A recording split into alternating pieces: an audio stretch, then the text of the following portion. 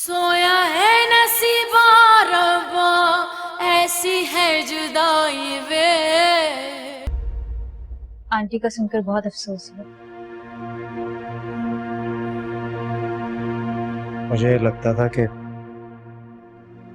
अम्मी मुझे छोड़कर कभी नहीं जाएंगी। मैं आपकी सिचुएशन समझती हूँ। डैड के लिए भी मैं यही सोचती हूँ। कैसी हो फरवा? खुदा का शुक्र है ठीक हूँ। अस्सलामुअलैकुम। वालेकुम सलाम। कैसी हो? ठीक हूँ। आंटी को सुना तो यकीन ही नहीं आया, बहुत तबीयत खराब थी क्या? शाम तक तो ठीक थी, बस फिर पता नहीं अचानक। आंटी से तो सारी रौनकें थी इस घर की, देखो कितना सन्नाटा हो गया है। सही कह रही हो, माँ बाप की जगह तो कोई नहीं ले सकता। खाना लगवा दूं? मैं चलती हूँ। अरे नहीं, अब खाना खा के जाना। सर मैं मॉम इंतजार कर रही होंगी ना। ओके।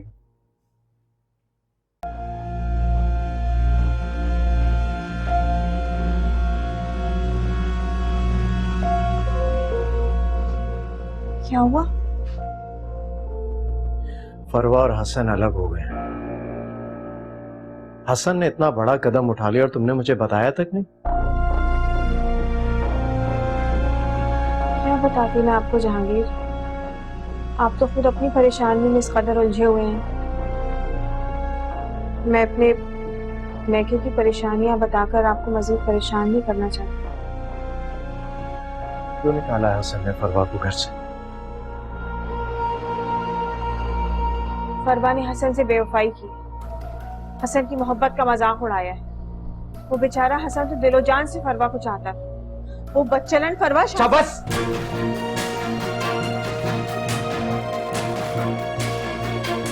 कितना आसान है तुम लोगों के लिए दूसरों पर इल्जाम लगाना।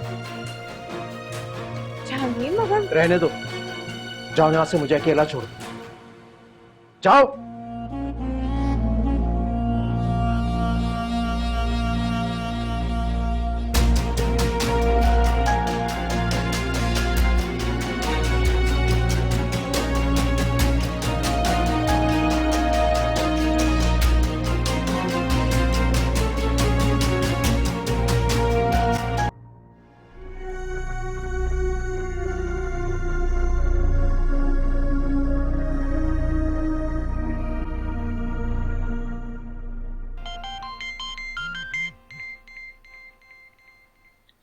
अस्सलाम वालेकुम भाभी।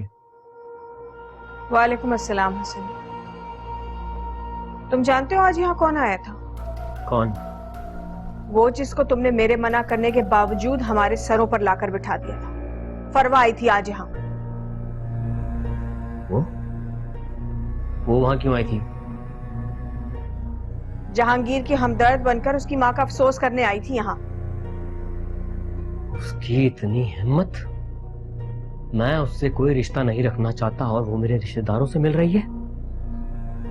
भाभी, वो कोई नया गेम खेल रही है। अरे उस फरवा की तो मैं ऐसी की तैसी कर दूंगी।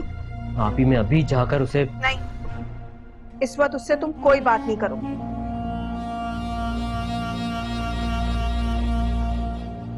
आप ही, अगर वो आज पहुंची है तो वो दोबारा भी आ सकती है। उसे वार्निंग देना बहुत जरूरी है। वो एक ही मुलाकात में वो सब कुछ कर गई है जो मैं सोच भी नहीं सकती थी। क्या मतलब? खुद को मजलूम और तुम्हें जालिम साबित करके गई है जहांगीर के सामने। क्या? हसन, मेरी सोच से भी कहीं ज्यादा चालाक और होशियार लड़की है वो। मगर इस वक्त हम कुछ नहीं कर सकते उसका। क्यों नहीं कर सकते हम कुछ? क्योंकि मुझे पहले जहांगीर को यकीन दिलाना होगा कि हम सही हैं और वो गलत। तुम समझ रहे हो मेरी बात? जी। ठीक है।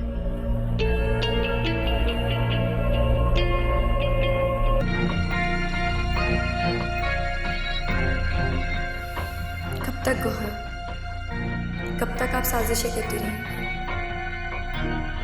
आखिर कब तक बेगुनाह लोगों के घर बर्बाद करती रहेंगी आप?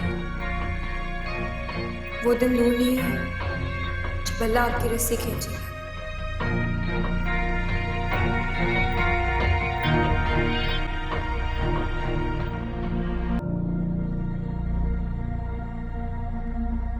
गौहर ने अपना जहर हसन की रगों में भी उतार दिया। तुम्हें भी डस लिया फरवा। काश मैं तुम्हारे लिए कुछ कर सकती, मैं नहीं कर सकी, लेकिन जहांगीर कर सकते हैं। अब उनके सामने मैं कैसे इस बात का यकीन दिलवाऊं कि फरवा, हसन, मेरे और जहांगीर के दरमियान सारे फसाद डालने वाली गौहर है।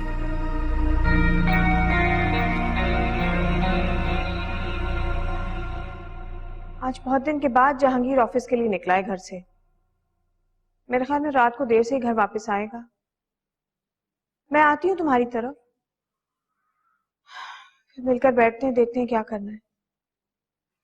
ओके, खुदा हाफिज हसन।